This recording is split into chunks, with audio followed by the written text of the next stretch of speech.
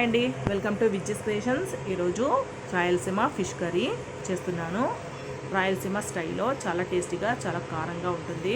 దీనికి కావాల్సినవి ఆనియన్స్, ఎల్లిపాయలు, అల్లము, కొబ్బరి, మెంతులు, చింతపండు, గసాలు, ధనియాల పౌడరు అన్నీ తీసుకోవాలి. ఇలాగా ఆయిల్ వేసిన తర్వాత మనం ఆనియన్స్ని కొద్దిగా ఫ్రై చేసుకొని పెట్టుకోవాలన్నమాట. చాలా టేస్టీగా ఉంటుంది. ప్లీజ్ ట్రై చేయండి, చాలా బాగుంటుంది. ప్లీజ్ సబ్స్క్రైబ్ చేయండి.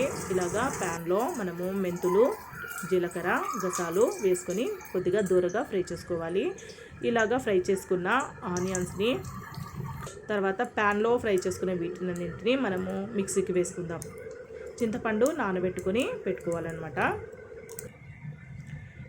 మిక్సీలో వచ్చేసి జీలకర్ర, మెంతులు, గసాలు, కొబ్బరి, అల్లము, ఎల్లిపాయలు, ధనియాల పౌడరు, మిరియాలు లేదా లవంగాలు వేసుకొని ఇలాగా మిక్సీకి వేసుకోవాలి. కొద్దిగా వాటర్ వేసుకొని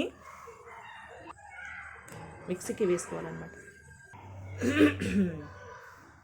ఇలాగా మిక్సీకి వేసుకున్న తర్వాత మనం ఫిష్కి ఈ పేస్ట్ అంతా వేసి కలుపుకోవాలి.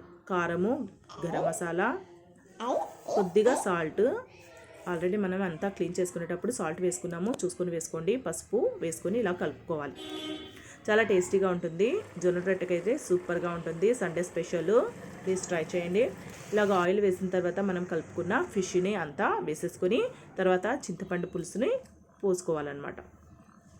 ఇలా పోసుకున్న తర్వాత అంతా కలుపుకోవాలి. కొద్దిగా వాటర్ వేసుకొని ఉడికించుకోవాలి. ఈజీ ప్రాసెస్, చాలా తొందరగా అయిపోతుంది. చాలా బాగుంటుంది. టేస్ట్ అయితే అద్దరిపోతుంది అనమాట. చాలా బాగుంటుంది. ట్రై చేయండి, సబ్స్క్రైబ్ చేయండి, కమెంట్స్ పెట్టండి.